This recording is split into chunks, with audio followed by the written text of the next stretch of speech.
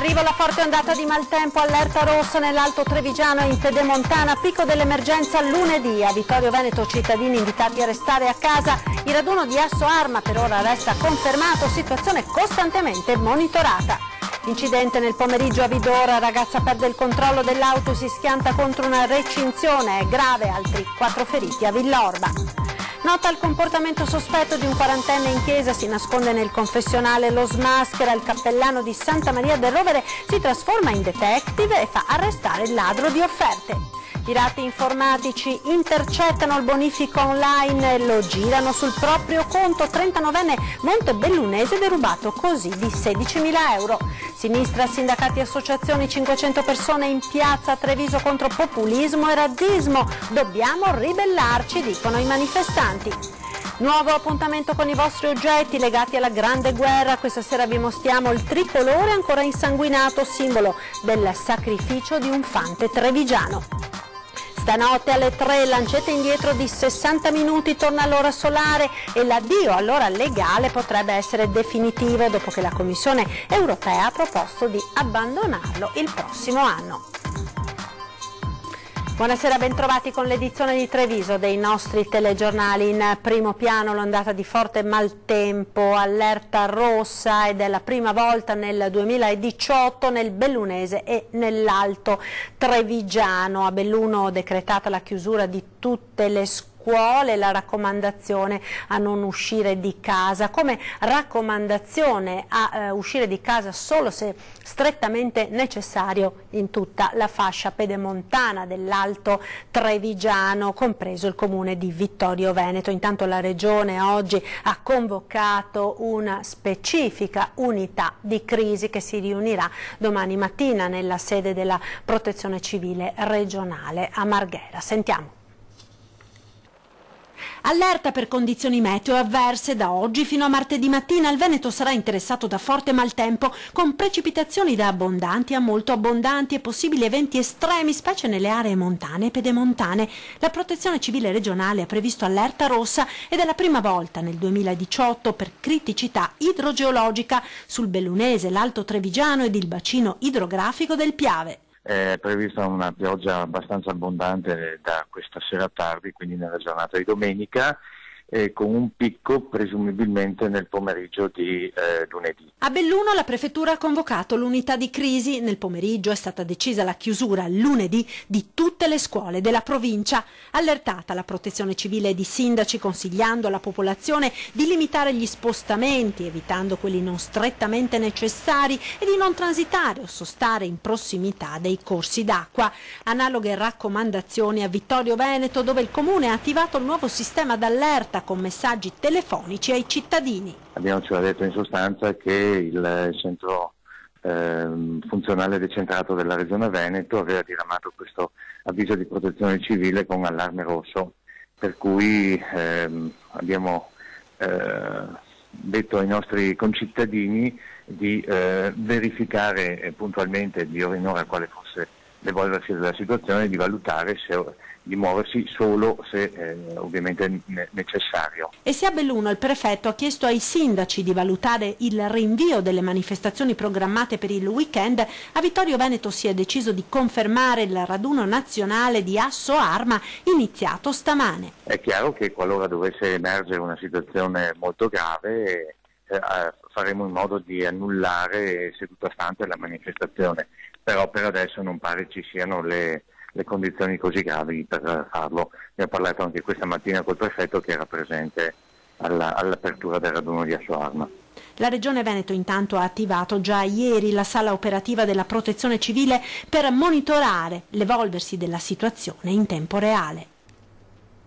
Grave incidente nel pomeriggio a Vidori in via Martiri della Libertà. Poco prima delle 17 una ragazza alla guida della sua utilitaria ha improvvisamente perso il controllo della vettura, forse per l'asfalto reso viscido dalla pioggia, ed è andata a sbattere contro la recinzione di una casa. Subito soccorsa, la giovane è stata trasportata con l'elicottero del 118 all'ospedale Cafoncello di Treviso. Le sue condizioni sono molto gravi, i medici si sono riservati la prognosi. Sul posto sono intervenuti intervenuti anche i vigili del fuoco di Montebelluna. Ed un altro incidente, state vedendo le immagini, si è verificato oggi pomeriggio alle 17:30 in viale Montegrappa a Villorba. Nello scontro tra due vetture, una delle quali si è ribaltata, 4 persone sono rimaste ferite, per fortuna in modo non grave. Tenta di rubare le offerte dei fedeli in chiesa, ma a farlo arrestare ci pensa il cappellano. È successo a Santa Maria del Rovere. Siamo qua in chiesa, si viene qua in chiesa per pregare, non per rubare. Bibbia in mano, ma anche un gran colpo d'occhio, una buona dose di coraggio. Don Jean-Baptiste si è trasformato in detective per far arrestare l'uomo che stava per razziare le offerte dei fedeli. Uno sguardo stavolta non da pastore di anime, ma da investigatore, e lo spirito per affrontarlo. Il malvivente, un 42enne marocchino, era entrato nella chiesa di Santa Maria del Rovere con un obiettivo preciso, ma non sapeva di essere monitorato. È qualcuno che avevo già notato da tempo, che ogni domenica veniva qua in chiesa verso le 4 del pomeriggio. Io avevo tanti dubbi, però non avendo prove non potevo dire molto. Allora 2 settimane fa mi sono nascosto qua in questo confessionale, nel buio, dopo l'apertura della chiesa verso le 4, aspettando che qualcosa capiti. E effettivamente verso le 4:30 è venuto in chiesa e la cassetta delle offerte l'ha capovolta per i suoi bisogni sicuramente.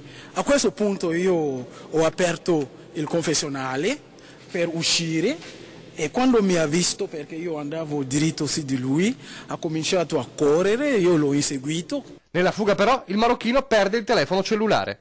Mi sono fermato a questo punto, ho preso il telefono e poi abbiamo cercato di mettere le cose in ordine, cioè parlare alla polizia. Ha preso il telefono, ha fatto quello che devo fare. E così la polizia lo ha bloccato e arrestato. Fine della parabola, verrebbe da dire, con una morale. Uno dei comandamenti dice giustamente non rubare.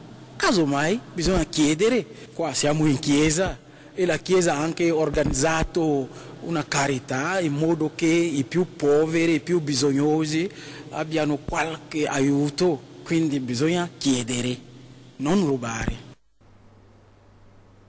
Hacker intercettano il bonifico online e lo girano sul proprio conto. 39enne montebellunese derubato così di oltre 16.000 euro. Sentiamo. Aveva affidato la ristrutturazione della sua casa a 2 aziende e, ultimati i lavori, ha effettuato il pagamento delle fatture con un bonifico online di 16.300 euro. Purtroppo si è accorto troppo tardi che 2 hacker erano entrati nel suo account mail intercettando il pagamento con una piccola modifica. L'IBAN delle ditte che dovevano ricevere i soldi è stato sostituito con quello dei 2 truffatori, che hanno quindi dirottato il denaro sul proprio conto. Quando il malcapitato, un impiegato 39enne di Montebelluna, si è accorto del mancato pagamento, ha immediatamente avvisato i carabinieri di Strana, che in breve sono risaliti ai 2 hacker, un napoletano di 29 anni ed un marocchino 52enne residente a Genova. Entrambi sono stati denunciati per frode informatica. La brutta notizia è che il denaro del montebellunese è stato immediatamente prelevato dal conto degli hacker e finito chissà dove.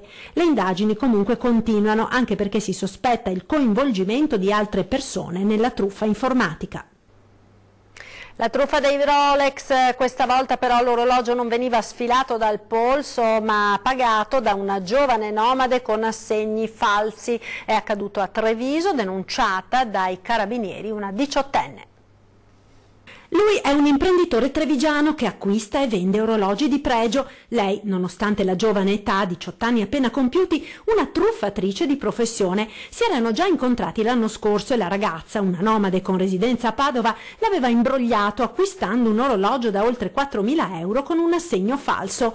Quando l'altro giorno l'imprenditore ha ricevuto la telefonata per un nuovo affare, aveva messo in vendita un orologio da 14.500 euro, ha riconosciuto la voce dell'interlocutrice e così ha finto di abboccare. I due si sono dati appuntamento per la compravendita in un bar di Santabona, ma all'arrivo la giovane, oltre all'imprenditore, ha trovato anche i carabinieri.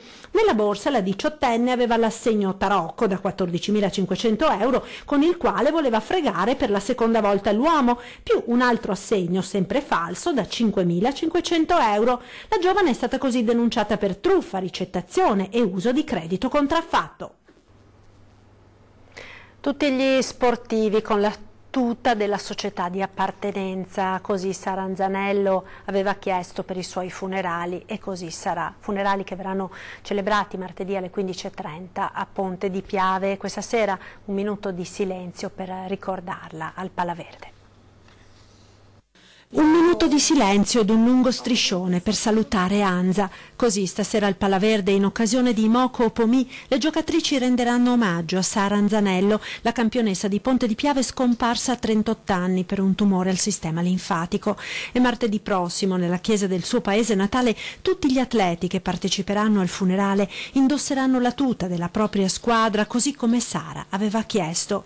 Il mondo dello sport trevigiano si prepara ad un altro straziante addio per omaggiare una campionessa che, nonostante le difficoltà alle quali la vita l'aveva messa davanti, non ha mai smesso di lottare e di mostrare a tutti la sua immensa voglia di vivere.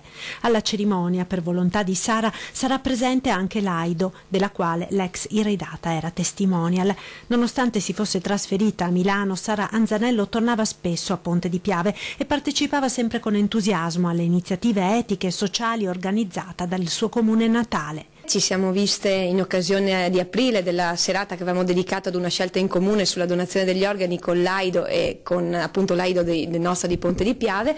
Era presente, ha testimoniato questa grinta, questo coraggio, questa voglia di vivere, questi valori che poi ha anche trasmesso ai ragazzi e quindi una voglia di vivere immensa. Poi in tutte le varie manifestazioni che avevamo, dagli incontri fatti l'anno scorso sulla giornata contro la violenza sulle donne, poi la sua presenza anche a Ponte di Piave per quello che era stato il suo premio rispetto al fair play come stile e modo di vita sotto il profilo etico e anche morale, per cui l'abbiamo premiata il 2 giugno come ogni anno premiavamo i meritevoli. Martedì nella chiesa di Ponte di Piave alle 15:30 verranno celebrati i funerali preceduti lunedì sera alle 20 dal Rosario.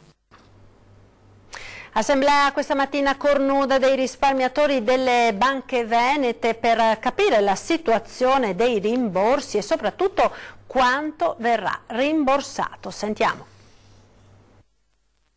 Ci hanno promesso infatti che ci sarà questo fondo di ristoro, ma non sappiamo ancora le modalità, come verrà erogato, quando e soprattutto se abbiamo assoluta certezza di queste cifre, perché naturalmente ormai sentiamo ogni giorno che tutto cambia. E che siano in molti a non aver capito quando, come e dove riavranno in parte i soldi investiti nelle banche venete, stando a queste immagini ce ne sono davvero tanti. Oltre 400 risparmiatori presenti nella sala cinema di Cornuda, altri invece in sala consigliare a fare il turno per ascoltare i relatori dell'incontro. È l'ennesimo segno di questo territorio ferito in uno dei suoi capisaldi economici, che è il risparmio, e lo si vedeva chiaramente nei tanti volti dei presenti, dove i lineamenti della speranza si alternano a quelli del timore per una nuova delusione. Il timore è sull'entità del fondo rispetto al numero dei richiedenti, fondo, ed è notizia di oggi, che potrebbe essere ulteriormente adeguato. Lei ha portato importanti novità qui all'Assemblea. Sì, il 1,5 miliardi sarà sicuramente incrementato. Notizie diverse anche solo un anno fa, quando il fondo di ristoro e soprattutto la burocrazia per potervi accedere erano decisamente diversi. Il fondo Baretta-Santini-Pupato è stato per così dire spazzato via. Erano 100 milioni, 25 milioni all'anno per 4 anni, però c'erano dei paletti, c'erano dei muri insormontabili. Ma non basta ancora, soprattutto per i grandi azionisti che chiedono maggior controllo sui crediti difficili assorbiti dallo Stato attraverso la SGA, società di gestione di attività. Tenere monitorata questa SGA, perché vorremmo capire queste 20.000 posizioni aperte, come stanno andando avanti, con che tipo di velocità, perché siamo convinti che più teniamo monitorata la situazione, più abbiamo la certezza che saranno gestiti meglio anche queste benedette sofferenze. E questo incontro è stato anche l'occasione per comparare la vicenda dei crediti cooperativi a quella delle banche venete, crediti cooperativi che ora dovranno trasformarsi in società per azioni. Sentiamo. Hanno tolto i freni a delle macchine che andavano a schiantarsi, l'hanno fatto frettolosamente, poi si è capito che comunque era tutto un raggiro per mettere nelle mani della grande finanza le nostre banche popolari, e quindi è per quello che non vorremmo che facessero la stessa cosa anche con i crediti cooperativi. Breve sintesi di un pensiero che alleggiava anche questa mattina nell'assemblea di Cornuda. Difficile da capire questa legge che a fine anno metterà fine alla cooperazione locale economica, obbligando i crediti cooperativi ad associarsi entrando in una grande società per azioni. I crediti cooperativi hanno una funzione fondamentale su questo territorio, ce l'hanno ancora, hanno sostenuto l'economia territoriale in un momento in cui le banche popolari non ci sono più state e si sono ridimensionate, per cui insomma non la vedo assolutamente bene e spero che insomma nel corso del tempo venga rivista questa normativa, questa riforma che potrebbe incidere negativamente in Veneto. Sindaco, più che mai convinto che quanto sia accaduto e stia accadendo sia anche frutto di cittadini poco informati. Stiamo organizzando delle serate dedicate al risparmio, le giornate appunto del risparmio, e in una di queste scopriremo la figura di Toniolo, questo grande economista trevigiano che ha dato una funzione cattolica, etica e cooperativistica alla nostra economia e soprattutto al sistema anche bancario. L'economia che adesso qualcuno vuole portare via. Assolutamente sì, e proprio per questo insomma vale la pena rivedere certe figure come quella del Beato. In piazza contro il razzismo, l'intolleranza, i nazionalismi, sinistra e PD, associazioni del volontariato e sindacati hanno voluto manifestare oggi pomeriggio a Treviso contro una deriva razzista e xenofoba in Italia. Sentiamo. È folle pensare che di fronte alle difficoltà si chiudano le porte e i porti.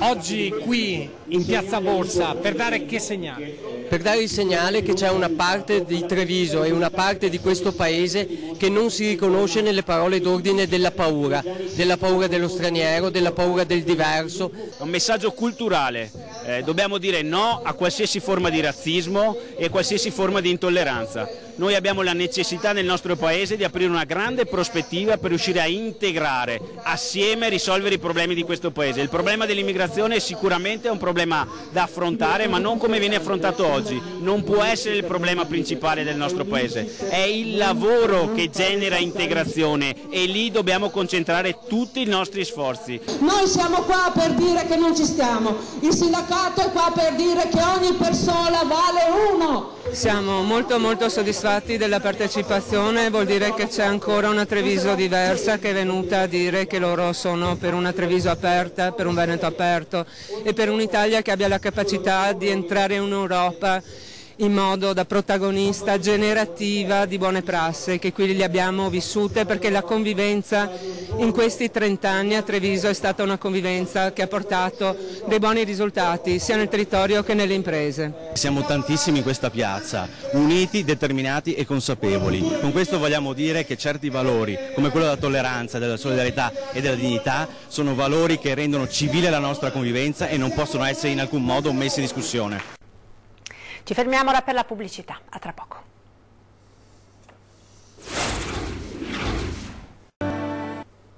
Ed eccoci nuovamente in diretta con l'edizione trevigiana dei nostri telegiornali. Lancette dell'orologio indietro di un'ora questa notte, quando ci sarà il ritorno all'ora solare che scatterà esattamente alle 3, quando torneranno ad essere le 2 di notte. Questa però potrebbe essere l'ultima volta dell'ora legale. Infatti il Presidente della Commissione europea Juncker a fine agosto, dopo un referendum online, aveva annunciato di voler abolire il cambio dell'ora, proposta che sarà discussa prima dagli organismi comunitari e poi eventualmente dagli altri stati. E proprio su questo abbiamo sentito cosa ne pensano i trevigiani.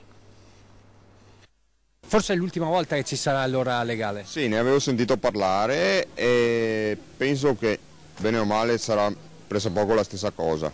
Mi dispiace tantissimo e proprio vorrei che rivedessero questa decisione.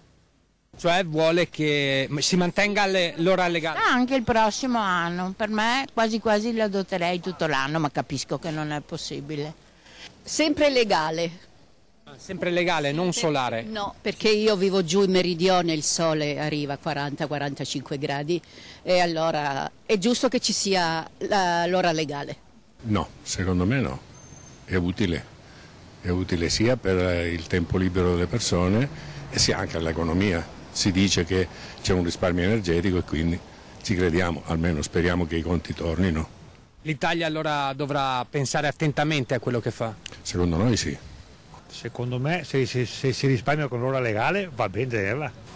Sarebbe bello che avere sempre lo stesso orario e adattarsi come era una volta per quello, però bisogna valutare se vale la pena o non vale la pena.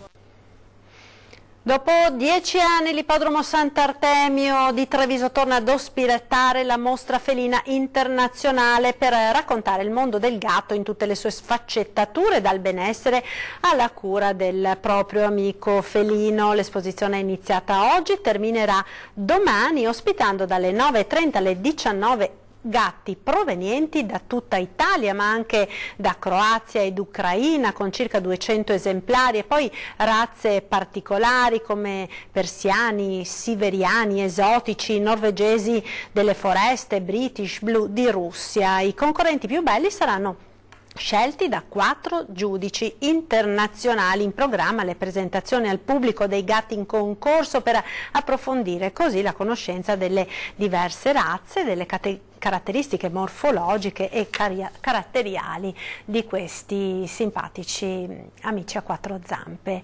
Ed ora la pagina dello sport con il basket Serie A2, la De Longhi Treviso impegnata domani nella seconda trasferta consecutiva dopo la vittoria contro Cagliari. Ecco la sfida contro la neopromossa 100. Sentiamo.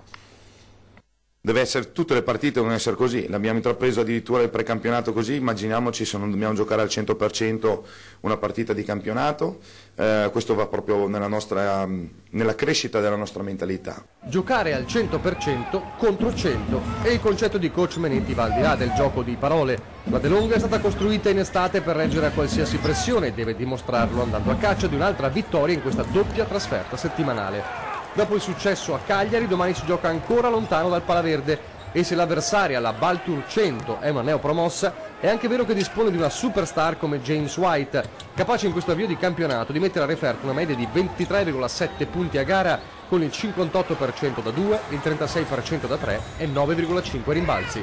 Un avversario pericolosissimo. Grazie a Dio conosco bene perché è un giocatore che ho avuto la fortuna di allenare ben 2 anni a Reggio Emilia, un giocatore assolutamente fuori categoria, ma rispetto proprio al carattere, alla mentalità vincente che mette in tutte le cose. Forza del collettivo dunque contro lo strapotere di un singolo, è quello che chiede Menetti, il 100%.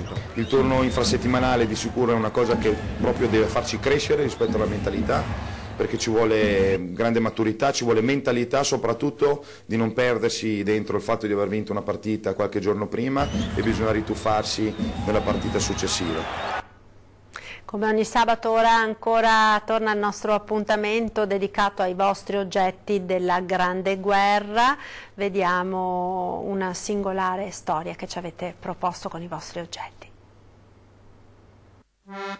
Siamo in località Campocroce, una frazione del comune di Mogliano Veneto, esattamente in località Malcanton.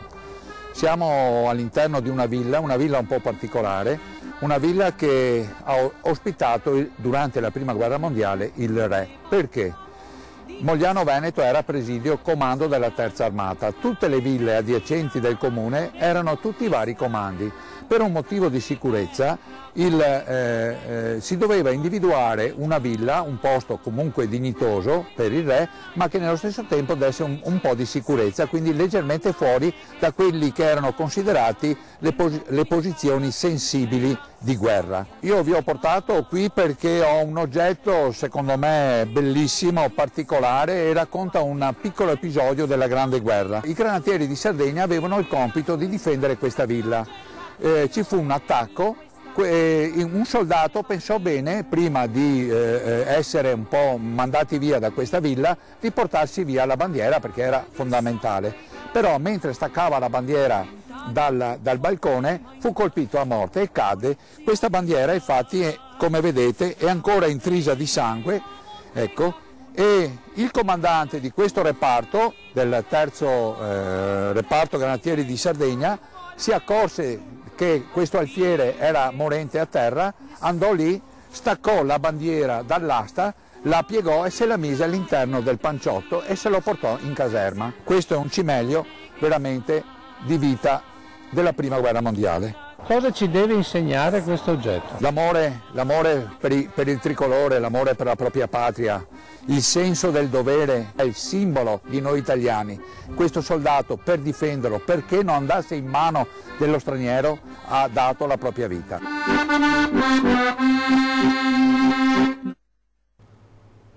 È tutto per questa edizione. In chiusura torniamo a parlare delle previsioni del tempo con il nostro meteo. Arrivederci.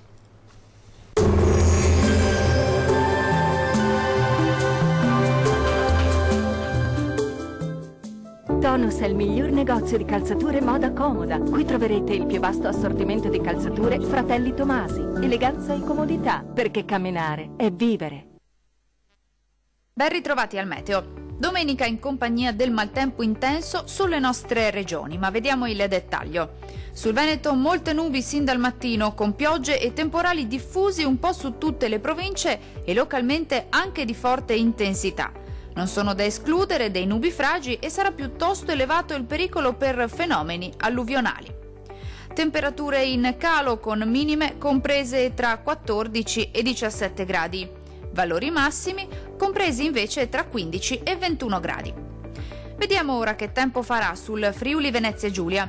Condizioni spiccatamente instabili anche sulla nostra regione. Il cielo infatti sarà molto nuvoloso con precipitazioni temporalesche diffuse un po' su tutti i settori e localmente anche forti. Attenzione al rischio di locali nubifragi.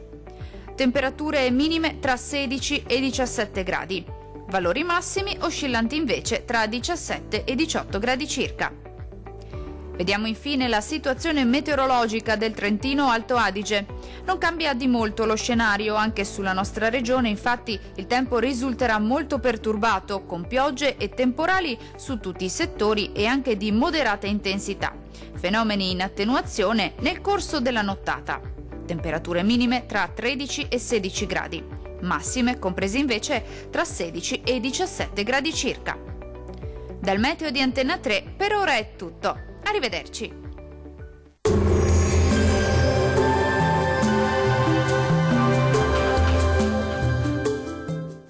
Tonus è il miglior negozio di calzature moda comoda. Qui troverete il più vasto assortimento di calzature Fratelli Tomasi, eleganza e comodità, perché camminare è vivere.